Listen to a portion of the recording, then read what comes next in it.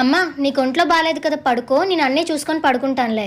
ఖాళీ అయిపోయిన గిన్నెలన్నీ బయట పెట్టి అమ్మా. హా, మిగిలిపోయిన కూరలు ఏమైనా ఉంటే ఫ్రిడ్జ్ లో ఎట్టి అమ్మా. సరే. అన్ని రూమ్లలో ఫ్యాన్లు లైట్లు ఆపి అమ్మా.